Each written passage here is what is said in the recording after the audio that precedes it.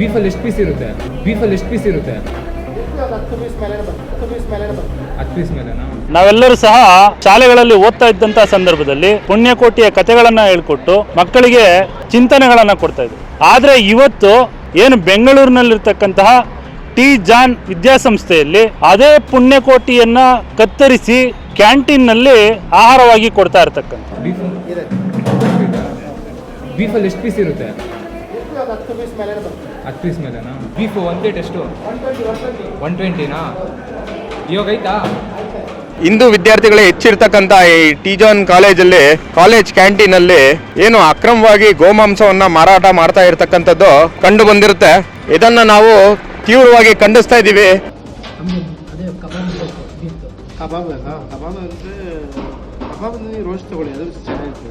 ಯಾವ ಮಟ್ಟಕ್ಕೆ ಇವತ್ತು ಈ ಗೋಮಾಂಸವನ್ನ ಮಾರ್ತಾ ಇದ್ದಾರೆ ಅಂತ ಹೇಳಿದ್ರೆ, ಏನು ಆ ಕ್ಯಾಂಟೀನ್ಗಳಲ್ಲಿ ಯಾರೆಲ್ಲ ಸಸ್ಯಾಹಾರಿಗಳಿರ್ತಾರೆ ಅವರಿಗೂ ಸಹ ಅದೇ ಪಾತ್ರೆಗಳಲ್ಲಿ ಅದೇ ಕಡಾಯಿಗಳಲ್ಲಿ ಏನು ಗೋಮಾಂಸವನ್ನು ಮಾಡಿರ್ತಾರೆ ಅದನ್ನೇ ಬಳಕೆ ಮಾಡಿ ಬೇರೆ ಖಾದ್ಯಗಳನ್ನು ಮಾಡಿ ಅವರಿಗೆ ಊಟ ಮಾಡಲಿಕ್ಕೆ ಕೊಡ್ತಾ ಇರ್ತಕ್ಕಂಥ ಇದು ಅಕ್ಷರಶಃ ಖಂಡನೀಯ ಆಗಿರ್ತಕ್ಕಂಥದ್ದು.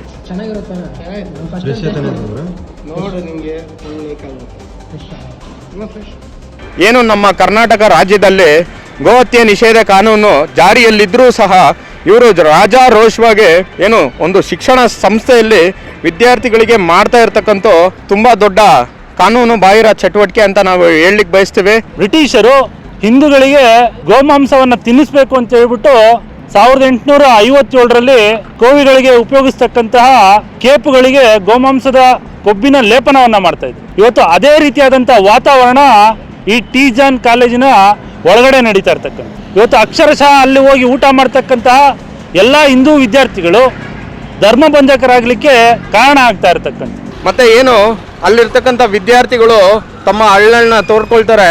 ಏನು ತಾವು ಊಟಕ್ಕಂತ ಹೋದಂಥ ಸಂದರ್ಭದಲ್ಲಿ ಅದು ಇರ್ತಕ್ಕಂಥ ಸಣ್ಣ ಕಿಚನ್ನಲ್ಲಿ ಗೋಮಾಂಸವನ್ನು ಸಹ ಅಲ್ಲೇ ಬೇಯಿಸ್ತಾ ಇದ್ದಾರೆ, ಮತ್ತು ಬೇರೆ ರೀತಿಯಾದಂಥ ಪದಾರ್ಥಗಳನ್ನ ಅಲ್ಲೇ ಬೇಯಿಸ್ತಾ ಇದ್ದಾರೆ. ನಮ್ಮ ವಿದ್ಯಾರ್ಥಿಗಳಿಗೆ ತಿನ್ನಿಸ್ತಕ್ಕಂಥ ಕೆಲಸ ಮಾಡ್ತಾ ಇದ್ದಾರೆ. ಇದನ್ನು ತೀವ್ರವಾಗಿ ನಾವು ಖಂಡಿಸ್ತಾ ಇದ್ದೀವಿ. ಆ ಮುಖಾಂತರ ಇವತ್ತು ನಾವು ಉಳಿಮಾವು ಪೊಲೀಸ್ ಸ್ಟೇಷನ್ಗೆ ಬಂದು ಇದನ್ನು ದೂರನ್ನು ಕೊಡ್ತಕ್ಕಂಥ ಕೆಲಸ ಮಾಡ್ತಾ ಇದ್ದೀವಿ. ಅನಧಿಕೃತವಾಗಿ ಬೀಫನ್ನು ಹಿಂದೂ ವಿದ್ಯಾರ್ಥಿಗಳಿಗೆ ನೀಡಲಾಗುತ್ತಿದ್ದು, ಕಾನೂನು ಅರಿವು ಇಲ್ಲದೇ ಗೋಹತ್ಯೆ ನಿಷೇಧ ಇದ್ರೂ ಕೂಡ ಹಿಂದೂ ವಿದ್ಯಾರ್ಥಿಗಳಿಗೆ ಬಲವಂತವಾಗಿ ಮತ್ತು ಮಾನಸಿಕವಾಗಿ ತುಂಬ ಹಿಂಸೆ ರೀತಿಯಲ್ಲಿ ಅದನ್ನು ಇದು ಮಾಡ್ತಾ ಇದ್ದಾರೆ. ಮತ್ತು ನಾವೇನಾದರೂ ಬಜರಂಗ ದಳ ಕಾರ್ಯಕರ್ತರು ನಾವೇನಾದರೂ ಹೋಗಿ ಕಾಲೇಜು ಆವರಣದಲ್ಲಿ ಹೋಗಿ ಏನಾದ್ರು ಮಾತಾಡ್ತೀವಿ ಅಂತ ಹೇಳಿದ್ರೆ ಅದನ್ನು ನೈತಿಕ ಪೊಲೀಸ್ಗಿರಿ ಅನ್ನೋದು ಮುಖಾಂತರ ಮಾತಾಡ್ತಾರೆ. ಆದ್ದರಿಂದ ದಯವಿಟ್ಟು ಸ್ಥಳೀಯ ಪೊಲೀಸ್ ಠಾಣೆ ಇದನ್ನು ನಿರ್ಲಕ್ಷ್ಯ ವಹಿಸದೆ ಇದನ್ನು ಗಂಭೀರವಾಗಿ ಪರಿಗಣನೆ ಮಾಡಿ ಇದನ್ನು ಈ ಕೂಡಲೇ FIR ಮಾಡಿ ಇದನ್ನು ಕಾನೂನು ರೀತಿಯಾಗಿ ಕ್ರಮ ತೊಗೊಳ್ಬೇಕಾಗಿ ನಾವು ಮನವಿ ಮಾಡ್ಕೊತೀವಿ. ಈ ಕಾಲೇಜಿನ ಒಳಗೆ ಈಗಾಗಲೇ ಏನು ಕ್ಯಾಂಟೀನನ್ನು ನಡೆಸ್ತಾ ಇದ್ದಾರೆ ಆ ವ್ಯಕ್ತಿಗಳ ವಿರುದ್ಧವಾಗಿ ಗಂಭೀರವಾಗಿ ಕ್ರಮವನ್ನು ತೆಗೆದುಕೊಳ್ಬೇಕು. ಅದೇ ರೀತಿಯಾಗಿ ಈ ಕಾಲೇಜಿನ ಆಡಳಿತ ಮಂಡಳಿ ವಿರುದ್ಧವೂ ಸಹ ಕ್ರಮವನ್ನು ತೆಗೆದುಕೊಳ್ಬೇಕು.